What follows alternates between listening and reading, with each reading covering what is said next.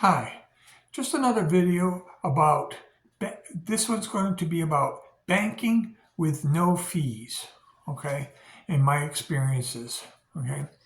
When I look at the different banks out there, they all have their promotions to try and get you to sign up with them and to do business with them, okay. Basically, they offer all kinds of services. But what you want to look for is you want to look for services at banks or through a bank that you do not have to pay a fee for. Okay, and then you also have to look at the banks for whatever purposes you want them to, services you want to use and how you want to use these services. Now for me, I started off with, I wanted to be able to have banking services that were available across country when you travel, okay? So that's why when I went with Bank of America, a nationwide banking firm, I did so specifically because I wanted to be able to roll up to any town or city, across the country and be able to access checking accounts and your personal finances so that you could get monies while you're on the road or away from home and out of town. So they were very good at supplying that service for you. And then I also went with them for a credit card because, they're nationwide and they don't charge any fees for their credit cards. Okay. They don't charge any fees for any of the, checking accounts or savings accounts that you have to maintain with them. But you do have to be careful because if you don't maintain certain balances, like in your savings account, you have to have over $300 in savings in order to not incur any fees for your services. And then you also have in your checkbook, in your checking account, you have would be charged a fee if you didn't maintain a $300 savings account. So these are the kind of little hooks that you have to look out for when you enter into an agreement to have a banking services with the individual and all different banks. Okay. Now, that being said, what you do is they also offer other services as well, like bill paying services. Okay, where pretty much now our society has gone from paying by check to paying by by online services. So that's another great service you can get through this nationwide bank, Bank of America, for instance. Okay, as just one example of a nationwide universal type of banking system that you can get and be able to pay all your bills, monitor your even your credit card can be monitored online, along with your savings accounts and your checking accounts. Okay, and then what you do with your primary bank, which I call Bank of America, you sign in and sign up for direct deposits from all of your support devices, whether you're working for a business, you're still working, you can have your checks deposited and that kind of stuff, which they highly encourage because I guess they get fees from employers and stuff like that for being able to do that. And then if you have any other direct deposits like, Social Security or anything like that, it's a much safer way to bank because you don't have to worry about your checks being stolen in the mail and that kind of stuff.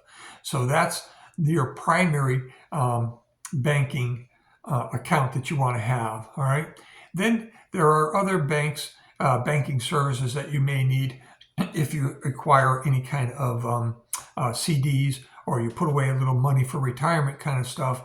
Like for Roth IRAs and or traditional IRAs that you may have from years ago. But most of the people today invest in Roth IRAs because of the taxes that are associated, the non-taxes that are associated with it. Okay.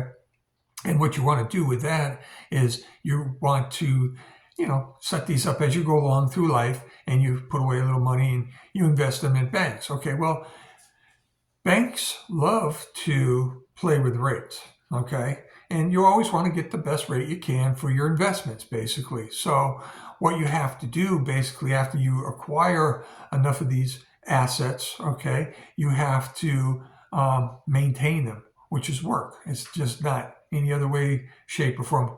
Nothing you can call it other than work, because it is work to maintain these accounts. You have to constantly be aware of what you have, where you have it, and how it's working for you. And you also have to, when a maturity happens, you have to call around to a set of banks that you consider to be good banks to do business with, that don't charge you fees for moving your accounts out. That's a biggie. A lot of these banks like to charge you a fee to move your account out of the bank in case when it matures to get a better rate. When your maturity comes on your individual investments and CDs and things, you want to be able to go to the bank and be able to take it out in what they call a transfer transaction for IRAs, to move the monies from one bank to another bank or credit union, okay? But you want to make sure that when you invest with these different organizations, or banks or credit unions, that they do not charge a fee for moving your assets or your investment with them from that bank to another bank, and that they're willing to do on-the-spot transfers in their offices, and that they don't require you to do it via online, or you do a request and then they have to send it to their IRA department, and the IRA department sends it out and they charge you a fee, okay, which can be quite expensive.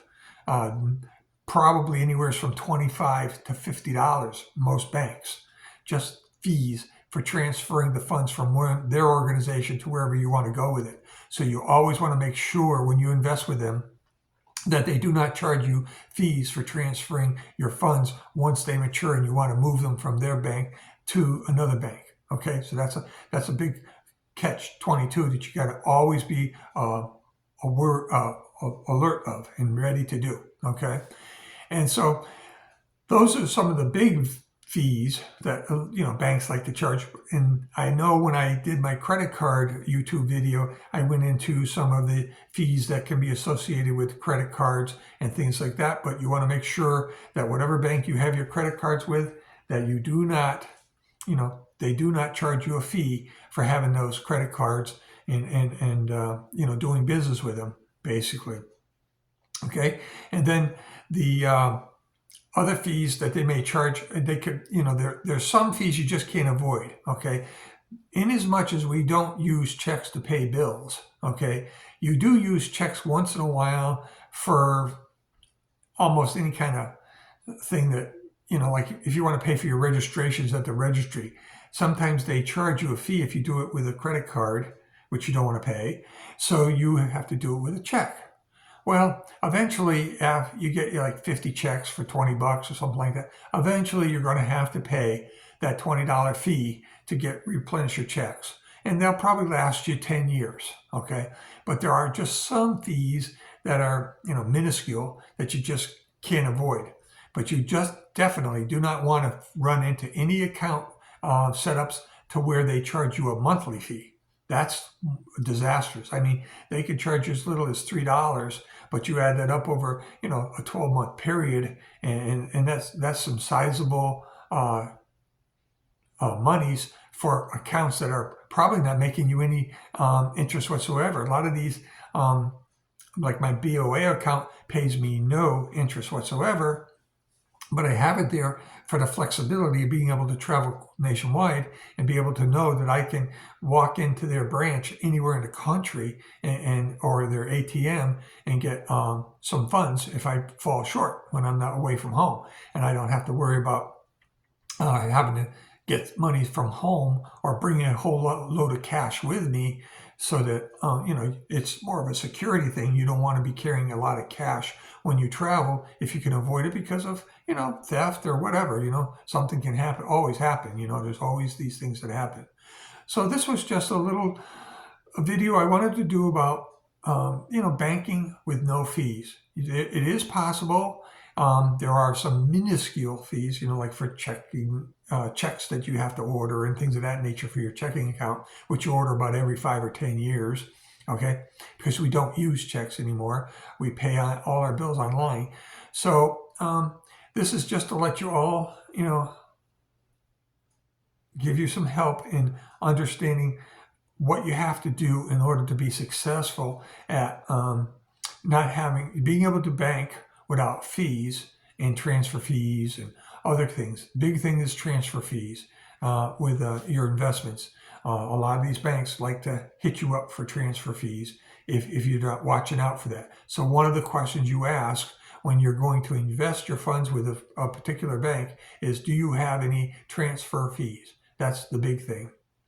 The next thing is with your savings and your checking accounts, you make sure that they can be set up to where you do not incur any monthly banking fees for your checking account or your savings account at whatever organization you decide to go with.